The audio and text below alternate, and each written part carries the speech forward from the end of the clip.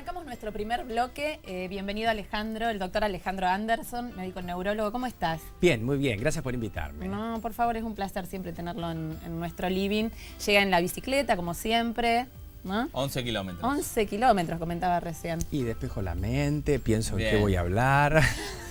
Bueno, Alejandro, hoy te invitamos, queríamos conversar y contarle a la gente sobre los trastornos del sueño. ¿Qué es lo que pasa cuando no podemos descansar bien o no podemos conciliar el sueño? Bueno, vos nos vas a poder contar Claro, más. la pregunta que nos hace el televidente es: no puedo dormir, me despierto. ¿Qué hago con esto del insomnio que llaman los pacientes o las personas comunes? Claro, dentro de los trastornos del sueño es muy importante como problema el no poder dormir.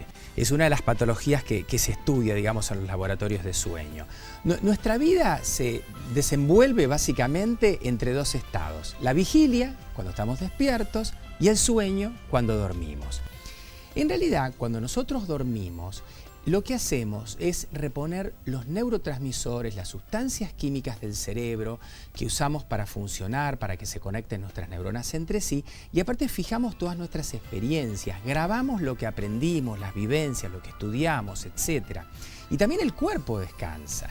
Es decir, también reponemos el aparato cardiovascular, la parte renal, la parte endocrinológica, y si nosotros no tenemos una adecuada y prolija arquitectura del sueño, no vamos a despertarnos con la sensación de un sueño reparador, nos vamos a sentir incómodos, nos vamos a sentir cansados, nos va a fallar la memoria, vamos a estar irritables, impaciencia, etc.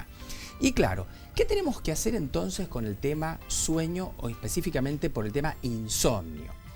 Primero, estar seguros y definir adecuadamente qué tipo de insomnio tiene el paciente que nos consulta. Porque el paciente puede tener insomnio porque tiene un dolor en la cintura, el paciente puede tener un trastorno respiratorio, o el paciente directamente puede tener la incapacidad neurológica de organizar la arquitectura del sueño, que es la mayoría, por malos hábitos, etcétera, por estrés. Lo importante es que existen un montón de elementos, en particular medidas higiénicas, una especie de terapia conductiva conductual, de ordenarse, de ser prolijo, de prepararse para dormir, y no tanto de lo farmacológico. Si yo me preparo, me doy una ducha, como de determinada manera, hago mi rutina siempre de la misma forma, media hora antes de dormir, el cuerpo sabe inconscientemente, lo estoy condicionando, que después le toca dormir. Ahora, el que llega y dice: yo llego a la cama y no me puedo dormir, o me despierto a las 3 y no me duermo por 2 horas. ¿Qué le digo? ¿Qué le decimos a ese señor? ¿Esto que hay que hacer esta terapia? ¿Cómo? Nosotros tenemos una serie de normas a las que, digamos, que las distribuimos en los pacientes, que son toda una serie de consejos que tiene que hacer antes de dormir. Las cosas que tiene que hacer y las cosas que no tiene que hacer. Y dentro de todo eso, además, para que entre en ritmo, muchas veces le damos algún tipo de hipnótico de tercera generación. Porque así como el paciente que está durmiendo mal, ya cuando se acuesta a dormir, se acuesta mal predispuesto y en el fondo pensando que no va a dormir y por eso ya no duerme, el que engancha y ya pasan un par de semanas o meses durmiendo adecuadamente, después sigue durmiendo incluso sin la medicación. El problema de automedicarse es que es algo que no tiene límite, es un poco desordenado y por otro lado seguramente no tiene el conocimiento que tiene que tener para manejar adecuadamente los psicofármacos. Porque el gran problema de los medicamentos a los cuales uno puede recurrir para dormir es que hay una enorme cantidad que crean dependencia y que tienen efectos adversos. Ya la dependencia es un efecto adverso. Los trastornos de memoria muy comunes son uno de los perjuicios que tienen, y esto se da muchas veces en la gente mayor. ¿Por qué?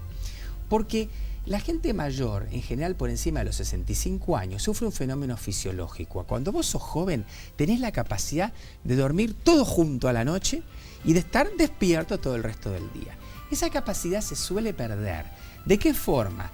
Se me empieza a fragmentar un poco el sueño, tengo cierta necesidad de la siesta, ¿no? Y eso es fisiológico, es normal, hay que aceptarlo, no es que tengo que medicarme para dormir obligatoriamente toda la noche y ahorrarme ese ratito, esos 45 minutos o 30 minutos de siesta. Eso es una necesidad fisiológica que surge con el curso de los años, la fragmentación del sueño. Es esperable, digamos. Exactamente. Bueno, entonces, Alejandro, para resumir, la persona que no puede dormir tanto cuando se acuesta como la que se despierta, se merece una consulta, que no se automedique, que hay terapias, como vos decís, que son conductivo-conductuales que mejoran. Vos determinás si necesita un medicamento o no, y que hay que hacer algunos diagnósticos diferenciales, como por ejemplo el de la depresión, por ahí el estrés, qué es lo que le está pasando que no puede dormir. Claro, incluso hacerse un estudio del sueño, que es venir a dormir al laboratorio de sueño Y para ver. descartar una serie de problemas. Es muy común que la gente que ronca tenga apneas del sueño, que son pausas respiratorias, que lo podemos conversar otro día, pero que Perfecto. evidentemente perjudican la capacidad de dormir. El síndrome de las piernas inquietas es todo un mundo la patología del sueño. Digamos que es mucho más que el insomnio. Exacto. Bueno, muchísimas gracias, Alejandro. Bueno, y vamos a inaugurar una sección con vos acá. A ver, ¿cómo Bueno, ¿y la gente tiene que responder? Vamos a ver el Bueno, resultado, acá el productor. Bueno, les vamos a hacer una pregunta. En el tercer En bloque el tercer la bloque. respondan. O sea, ahora le vamos a hacer una pregunta, Claro. una trivia. ¿Y tenemos algún premio, algo, esto? ¿O es así a...?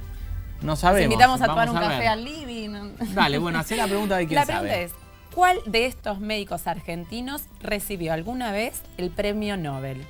¿Salvador Massa, Luis Federico Leloir, Florencio Escardó o el doctor René Favaloro? ¿Vos Muy sabés? bien. Massa, Leloir, Escardó o Favaloro, te lo contestamos en el tercer bloque y después vemos si hay algún premio o no. Nos vamos a la pausa. Dale.